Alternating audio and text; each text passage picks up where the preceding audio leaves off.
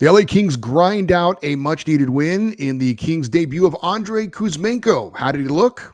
That and more on this edition of Locked On LA Kings.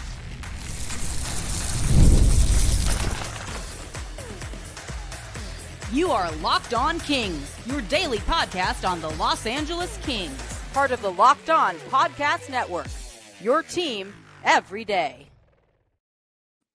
Hey, Kings fans, welcome to Locked On LA Kings, part of the Locked On Podcast Network, your team every day. Thanks for making Locked On LA Kings your first listen every day. We are free and available wherever you get your podcasts and on YouTube. I'm Eddie Garcia, your host of Locked On LA Kings. I've worked in sports media for the past 30 years, co-host of the Puck Podcast, a weekly NHL review show that's been putting out content for the last 18 years, and a passionate LA Kings fan for over 30 years. Well, the Kings were back in action on Saturday, game 61 of the regular season, and the Kings were back in action against the St. Louis Blues for the third time in 8 days, including back-to-back meetings in Los Angeles, one on Wednesday and one on Saturday. The Kings losing that matchup in Los Angeles against the Blues on Wednesday, looking to not only avoid being swept in the 3 games by St. Louis, but also to snap a 5-game losing skid in this one. Kings came in with a record of 31-20-9, 19-3-4 at home, the best home ice winning percentage in the NHL. Checking the Kings lineup, LA would go with the familiar 12-6 setup, but there were quite a few changes of note to talk about, including the top line featuring the latest Kings addition, their one and only trade deadline pickup. That was forward Andrei Kuzmenko, the right winger, right shot. He would be on the top line with Anze Kopitar centering and Adrian Kempe on the left wing. Second line would be Philip Deneau centering Warren Foegele and Trevor Moore. No change there. The third line, Quinton Byfield centering Kevin Fiala and Alex Aferia. No change there. The fourth line would have Samuel Helenius centering Tanner Jeannot and Alex Turcotte, moving from the top line down to the fourth line. Of course, Turcotte has played on that fourth line a bit as well. Trevor Lewis, a healthy scratch, along with Akil Thomas, and lots of changes on the blue line. Mikey Anderson would be reunited with Drew Doughty. Vladislav Gavrikov taken off of the top line, moved back to the left side. Brant Clark would be his partner on the second pairing, and Joel Edmondson would move down from the second pairing down to the third pairing alongside Jordan Spence. Jacob Moverar out of the lineup. He and Kyle Burrows, both healthy scratches in this one. In net, it would be Darcy Kemper. That means David Riddick would go against Vegas the next night, but that's something to talk about a little bit later. So lots of changes for the LA Kings. And honestly, for me, I like the changes, but would it work out? The big question for me going into this game, look, when you've lost 5 in a row, the big question is, will you win? Snap that losing skid. And of course, the other question would be, how would the new addition, the trade deadline pickup, how would Andrei Kuzmenko look being thrown right into the fire with the LA Kings? Well, the game summary in this one against the Blues, obviously 2 teams that know each other very well in a short amount of time. It was not a great start for the Kings. Kind of good news, bad news. Now, the good news was that the Kings allowed a goal in the opening seconds. However, upon review, the goal was wiped off because replay showed that the puck never completely crossed the goal line. So certainly good news there for the Kings to get, I don't want to say they got a break, but it was called a good goal on the ice, and clearly replay did its job in this instance. The Kings, however, would not look very good in the first 10 minutes of this game. No legitimate shots on goal for the first 10 minutes. They were credited with a shot on goal, but it was a clearing attempt that just happened to go on net. However, the Kings would be much better in the second half of the opening period, and it would lead to them getting the first goal of the game. The captain, Anze Kopitar, deflecting in a Drew Doughty point shot, and the Kings grabbed the 1-0 lead. They'd be up 1-0 after one period. In the second period, it appeared that the Kings would take a 2-0 lead on a Vladislav Gavrikov shot and goal, but the Blues would challenge the play, claiming that Quinton Byfield was offsides, and indeed he was. The goal was wiped away. It remained 1-0 LA, and that's where we would stand after 2 periods, but a much better second period for the Kings. They only had 2 shots on goal in the opening period. They outshot the Blues 9-4 in period number 2. The third period belonged to LA. The Blues frankly looked like they were out of gas at times. The Kings were holding the puck in the St. Louis zone, getting a lot of good chances. However, they would not get one in the net. And for the second straight game, the Blues and Kings would go beyond regulation. Unlike the previous game where St. Louis won in a shootout, this one would end in overtime very quickly. Quentin Byfield, first few seconds into the game, gets an opportunity after a turnover and fires a shot right into the top of the net, almost barred down and in. A beautiful shot. And the Kings get the 2-1 victory in overtime. Kings improved to 31-20-9, 19-3-4 on home ice. Checking the game stats in this one. Kings win at 2-1 in overtime. Shots on goal favored St. Louis 23-20. Actually, you know what? I think that is reversed. I think it was the Kings who outshot the Blues 23-20. So apologies for that. Special teams, we'll certainly talk more about that coming up as far as the Kings power play, but both teams went 0 for 2. Faceoffs favored the Kings 30-28. Hits favored Los Angeles narrowly 36-35. Block shots favored the Blues 23-16. So what was good for the LA Kings from a team standpoint? Well, the defense I thought was good. And considering how the defense has been lately, looked better, looked more like Kings hockey. We talked about it in the last game against St. Louis as well. After a few bad games where there was a lot of bad coverages and just not typical good team defense for the Kings. A lot better in this one. It got better and better as the game went along. The Kings got better and better as this game went along. And even though the Blues were out shooting the Kings early on in this one, they weren't getting a lot of quality scoring chances were St. Louis. So yeah, they were getting the shots, but most of them were from the outside. Never really had any great scoring chances. So good Kings defense in this one. The Kings making St. Louis work for everything. And again, as the game went on, the Kings got better and better. What was not so good for the Kings from a team standpoint, not enough shots on goal. We talked about this a lot in the last game. The Kings needed to be more aggressive, putting the puck on net. Only 2 shots in the opening period is obviously not going to get it done. And really, there was only 1 shot, and they actually scored on it. So great shooting percentage. But the Kings finished with 23 shots on goal. Obviously, they got better as the game went along, but not enough. The Kings need to be getting around 30 shots on goal per game. The Kings went from 2 shots on goal to 9 to 11. So again, kind of as the game went along in every aspect, the Kings got better. So that's good, but you want to start better than that. Talked about the Kings, they're going to be mostly a blue collar scoring team. So obviously shots on goal are important. Traffic in front, deflections, rebounds, that kind of thing. The Kings' only goal in regulation was just that. They had a goal that was waved off, which was a shot with traffic in front that unfortunately wasn't allowed because of an offsides. But that's how the Kings are going to get most of their goals. Now, if they get a highly skilled goal like the Quentin Byfield overtime game winner, that's great. But that's not really how they're going to kind of make their living. So need to do a much better job of getting shots on goal and starting off better getting shots on goal. Also, one thing that wasn't good, and I don't complain about this often, I thought the officiating was pretty bad. There was a really awful call on the Kings' Alex Ferrier. He was called for goalie interference.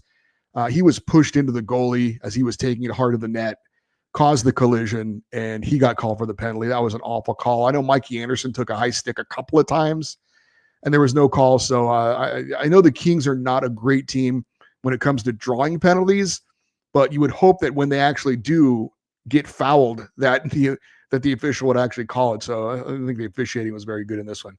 But the Kings do get the win. Much needed win. Snap that 5-game losing skid. As far as what head coach Jim Hiller had to say in our coach's quote on the game, he said, quote, "It was a physical game. The goal, the disallowed goal, obviously we had to come back from that.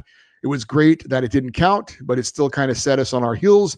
I thought a little bit we were tight early. They played last night, thought they still had a pretty gutsy effort, but we started to take the game over as it went along," end quote. So my big takeaway from this game, look, right now, just thrilled to get the 2 points. Things are getting tight in the standings. We'll give you the update on that coming up. But for the Kings, right now, it's just wins are important. Get the 2 points. Snap that 5-game losing skid. Start feeling better about yourself. It wasn't a complete 3 full, solid periods of hockey. There were some ups and downs, particularly at the start of the game. But in the end, like I said, got better as it went along. we're the better team in this one, and we're able to get the points and get back on track on home ice, because home ice is going to be so important for the Kings down the stretch. Up next, we're going to break down the Kings' individual performances, including the Kings' debut of Andrei Kuzmenko. That's next here on Locked On LA Kings, your team every day.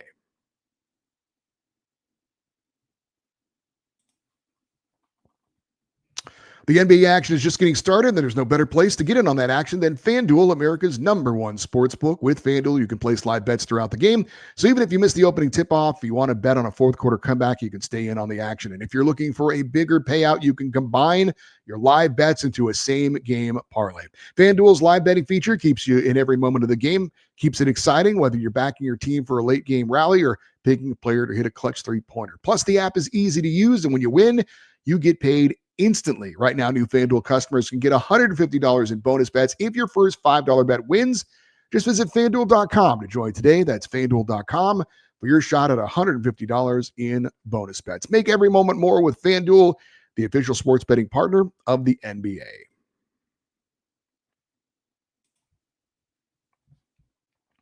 Let's talk about some individual performances against the St. Louis Blues. As usual, we will start with the goaltender, Darcy Kemper. And interesting decision to start Darcy in net in this one, because the Kings have a big game coming up on the road on Sunday in Las Vegas, but we'll talk about that later. Solid game for Darcy, not spectacular, but had some quality saves. Only allowed the one goal. It was a flutter puck from just inside the blue line through traffic, off the post and in. He didn't even really react to it until it hit the post. I don't think he saw it at all. So certainly not a soft goal there. Again, as always, you hate one of those ones from way out to go in, but he never saw it. So credit the Blues with putting it on net and getting traffic in front, something the Kings need to be doing a little bit more often. Certainly almost let that one go in the opening seconds. He had a shot go off his mask. It then flipped over his head, landed behind him into the goal crease, and was right on the goal line. But again, replay showed that it never actually crossed completely over the goal line. Mikey Anderson was there to sweep it off the goal line and make sure it didn't go in. Kemper finishes allowing 1 goal on 20 shots, improving his record to 19-8-7, 11-1-2 on home ice. So again, solid game from Darcy Kemper. Quentin Byfield, I thought, had the 2 best scoring chances in the game for the Kings, and both were just great individual efforts. Hell of a move and shot in the third period. Almost a near highlight reel goal, but the save was made. And then the game winner in overtime, top shelf, almost bar down and in. Just a terrific shot from in close. Finishes, obviously, with the game-winning goal. Second time this year he scored an overtime game winner. We remember the goal against Edmonton. He's got 13 goals now on the season. Obviously, we'd like to see that be a lot more. But again, this was an example of the skill that he has, the talent that he has. Just needs to find it more consistently, and he can be a very valuable player. Clearly, he's not shy about taking a big shot in a big moment. And I thought it was great to see Jim Hiller start him in the overtime. And again, second overtime game winner for Q. I would expect him to get more of those assignments if the Kings do play any more overtime games. And, he's a guy, got young legs, can skate all day. Just makes too much sense for him not to be out there in overtime. Certainly not a defensive liability as well. So really makes sense. Get him out there in overtime. It's a lot of open ice for him, and just a great shot. One of those shots when you saw it, you're like, ooh, that was a nasty shot. All right, Andrei Kuzmenko. I will be totally honest, and I think if you watched our show on Friday, you probably got a sense of this. I wasn't expecting much from him, especially given the fact that he just got traded. He's put on a flight. He flies cross country, and he's thrown right into the lineup. That's a pretty tough chore. And I got to say, I was very pleasantly surprised. Let's go back to the notes from Friday's show and what I had written down from reading about him. Andrei Kuzmenko, highly skilled and crafty, high hockey IQ, not big, 5'11", 195, doesn't play much defense, but is well-liked and a good teammate. He's definitely crafty. He is not fast, but he's quick. Uses his edges really well, stopping and starting and spinning. I thought crafty was a very good description of him. He has a little Kevin Fiala in him too. He's got good hands. He's got good quickness. Really elusive. Didn't get a lot of ice time early on because the Kings had to kill off a penalty right away, but ended up playing 16 minutes and 2 seconds, 3 minutes and 20 seconds on the power play. He was not credited with a shot on goal, but he almost scored in the second period when he put one off the crossbar in close. The two best chances that he had came setting up goals on the two Kings power plays. Of course, he's being brought in to help offensively and specifically on the power play. I thought he had a couple of great setups on the power play. The first one was in the second period. A nice feed in the slot to Andrei Kuzmenko. Unfortunately, didn't get the shot off, but that was getting a player the puck in a high danger area. And then in the third period, a spinning backhand pass through the crease from one side to the other. Adrian Kempe with a one-timer, and the goalie made the save. Kempe scores on that most of the time. He had a good look at it, but that was a great, great setup. So while the Kings power play didn't get a power play goal, I thought because of Andrei Kuzmenko, they had two great looks. And if he can get him a couple of looks like that every game, they're going to bury a few of those. So I liked his energy. I liked his skill. They said he's not good on defense, but he had a great defensive play in this game where he stole the puck. And he fit in immediately. I thought a very, very encouraging debut for Andrei Kuzmenko. I was very pleasantly surprised. Really was. I like what he brings to the table. If you can do that every game, Kings found himself a nice little player. What did Jim Hiller have to say about Andrei Kuzmenko? The head coach said, quote, "I thought he played really well. Difficult game out there, not a lot of time and space. And I thought if we just rewind and say what we talked about him before the game, I think it was pretty clear. It's exactly what we saw from him when he was out there. Good on the power play, kept some pucks alive under the hash marks, quick turns. I thought it was a really good start for him," end quote. That was head coach Jim Hiller on Andrei Kuzmenko. And I agree. I thought it was a really nice debut for Andrei Kuzmenko. Andrei Kopitar, he has said in recent games he's got to be better. Had the big goal in regulation for the Kings. Really nice deflection in the high slot. Again, basic hockey, point shot, traffic in front. Nice deflection from the captain. 15th goal of the season, 49th point of the year, and the 307th goal involving Andrei Kopitar and Drew Doughty. They have factored into 307 goals. That's tied with a couple of guys who are still doing it as well, Sidney Crosby and Chris Letang of the Penguins. They're tied with Doughty and Kopitar, second all-time, only behind Hall of Famers Wayne Gretzky and Paul Coffey, who combined for 350 goals, factored into 350 goals together. That's very impressive. Very, very impressive. I did want to talk about Adrian Kempe and Kevin Fiala. These two guys are the Kings' best goal scorers, their best finishers. And I said in the previous episode when I was worried about the number of shots on goal that I think those two guys should try to combine for 8 shots on goal. Well, together in this game, they had 3. And Kempe had 2, and Fiala only had 1. Now, Kempe did come on late in this game, and I mentioned the power play opportunity he had on the setup from Kuzmenko.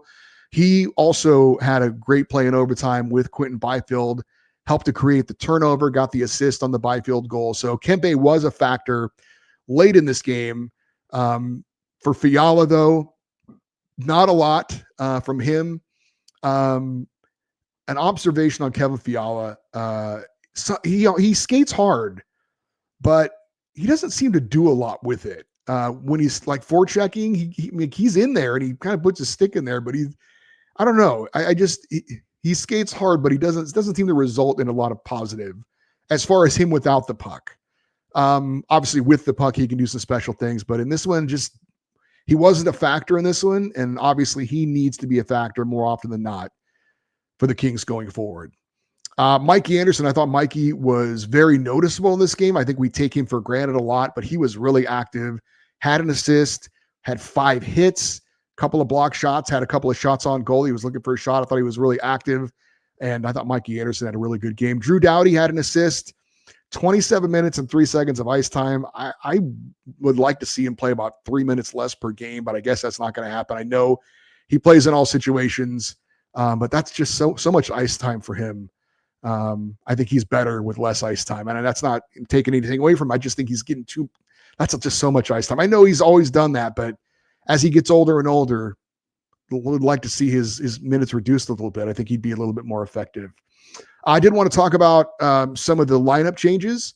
I thought the fourth line was very active. I thought Alex Turcotte was his usual self as far as forechecking and energy and getting in on plays and being disruptive. I like Samuel Hellenius and Tanner Jeannot together. I think they bring a real physical presence. So with all due respect to Trevor Lewis, again, total respect for his career. I just think that's the fourth line the Kings should go with until further notice. I thought there were times they were pretty effective. So, and also I wanted to mention Brandt Clarke playing on the second pairing with Vladislav Gavrikov. He had one nice play and one not so nice play. He had a nice spin move at the blue line and then ended up getting a shot on goal. But then he also had a play where he had the puck in his own end and he didn't seem like he really knew what to do with it, ended up turning it over.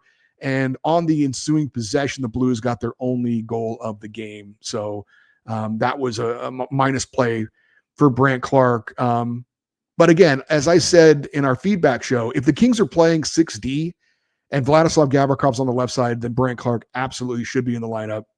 And I like this defensive alignment for the Kings, and I hope they go with it further going forward. I like Doughty with Anderson. I like Gavrikov with Clarke, and I like Edmondson on the third pairing with Spence.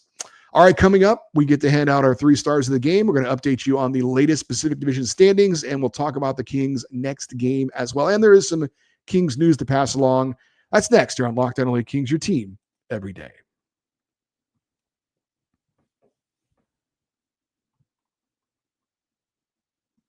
All right, we did have a bit of news to pass along. The LA Kings signed forward Andrei Lee to a 2-year contract extension. He'll make $775,000 per season. That's the league minimum. 24-year-old made his NHL debut this season, appeared in 19 games with the Kings, scored his first NHL goal, had 3 points. He's also played in 29 games for the Ontario Reign this season with 3 goals and 9 points. 6'5", 205-pound forward, has good size, good aggressiveness. He's a good potential fourth-line player for the Kings down the road. Obviously, if somebody gets hurt, he could be a good fill-in in that role as well. So he's now under contract for the next 2 seasons, two seasons after this one. And then he'll be a restricted free agent at the end of that extension. So Andrei Lee signed for 2 more years. Always love to hand out our 3 stars of the game. We only do it after wins, obviously. And so it's great for the Kings to get that win. I considered Andrei Kuzmenko for one of the 3 stars. I thought that, again, he was active. He was noticeable, made things happen. Vladislav Gavrikov, I thought, had a really good game, physical, active, solid defense as usual. Drew Doughty had an assist. I know at the game he was the 3rd star of the game. But my number 3 star, I'm going to go with Mikey Anderson. I just really thought he had a great overall game. He had an assist as well, was hitting, block shots, looking for his shot. Mikey Anderson is my number 3 star. Anze Kopitar, the number 2 star for his big goal in regulation, but the number 1 star, pretty obvious. The man with the overtime game winner, Quentin Byfield, is the number 1 star in the win over the St. Louis Blues. All right. Again, we're getting down to it. Scoreboard watching is absolutely acceptable. Checking the latest in the Pacific Division standings. The Kings' next opponent, which we're going to talk about in a second, the Vegas Golden Knights, on top of the Pacific, 38-18-6 is the record for 82 points. Edmonton picked up a big win over Dallas Saturday night. 5-4 was the final. Edmonton improving to 37-22-4. They've got 78 points, so they're 4 points back of Vegas for first in the division. The Kings check in 32-20-9 for 73 points. So the Kings remain 5 points back of Edmonton in the race for home ice advantage in a possible first-round playoff matchup. The Kings do have 2 head-to-head games against Edmonton and 2 games in hand on the Oilers. So again, there is the opportunity for the Kings to make up that ground. The Kings also remain 3 points up on Calgary for 3rd place in the Pacific. The Flames did get a nice win, 1-0 over Montreal on Saturday. So the Flames are not going away. 30, 23, and 10 for 70 points. Again, 3 points back of the LA Kings for third in the Pacific. All right, the Kings are right back in action on Sunday in Las Vegas against the Golden Knights. That's a 5 p.m. LA time faceoff. Another big challenge for the Kings. Vegas is riding a 4-game winning streak. They have won 7 of 8 at home, where they have a record of, actually, they've won 7 of 8 overall, but at home, 24-6-3 in the Fortress, as they call it. So, again, Vegas playing well of late and have been good at home all season. So, big test for the Kings, who have not been good on the road. They've lost 8 of their last 9 on the road, including 3 in a row. Kings will also be going with number 2 goalie David Riddick in this one. He is riding a 7-game road losing streak in games that he's started. Interesting that Jim Hiller went with Darcy Kemper against the Blues at home and not David Riddick, because Riddick, despite his issues, is still 9-2-2 on home ice, while he's 3-10 on the road. Obviously, Darcy Kemper is also better at home, but has a better road record than David Riddick. But it's going to be Big Save Dave against the Vegas Golden Knights there in Sin City. Big challenge for him. Big challenge for the Kings. I would expect the LA lineup to be exactly the same as it was on Saturday, with the exception of the goalie. So, again, Kings right back at it. Good to have a little momentum going into that game, but a big challenge against the top team in the Pacific Division, the Vegas Golden Knights. Again, 5 p.m. LA time on Sunday. Puck drop. You can see it locally on the FanDuel Sports Network, nationally on ESPN Plus, and you can listen to it on the 710 ESPN app.